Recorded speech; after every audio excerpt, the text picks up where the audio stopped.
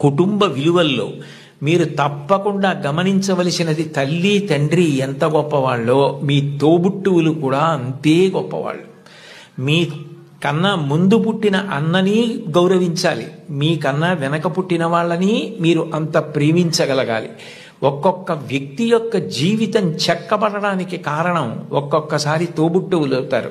ఎక్కడికి వెళ్ళినా స్నేహితులు దొరకచ్చు, ఎక్కడికి వెళ్ళినా బంధువులు ఉండొచ్చు. దేశే దేశే కలత్రాణి దేశే దేశే చ బాంధవాహ తంతు దేశం నపశ్యామి ఎత్ర భ్రాత సహోదర అంటాడు రామాయణంలో రాముడు.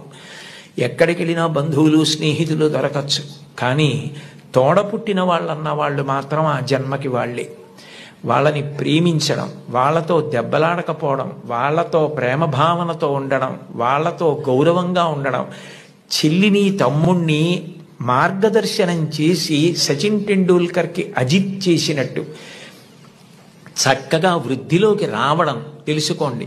తోబుట్టువులను నిర్లక్ష్యం చేయడం, మా అన్నయ్యతో నాకు మాటలు లేవండి, మా తమ్ముడితో నాకు మాటలు లేవండి, మా అక్కతో నాకు మాటలు లేవండి, ఈ మాట అనడం చాలా దారుణం.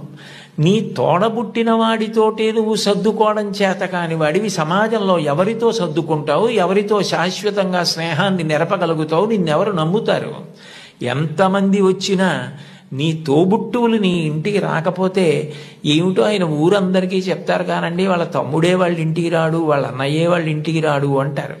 విలితి ప్రసంగం అవుతుంది. తోబుట్టువులతో సఖ్యత ఎప్పుడూ పాటించాలి.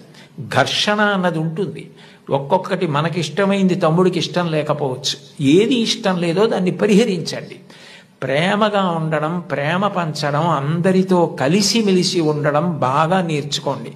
కుటుంబంలో మీరు ఏది నేర్చుకున్నారో అదే ముందుకొచ్చి పెద్దదవుతుంది సమాజంలో.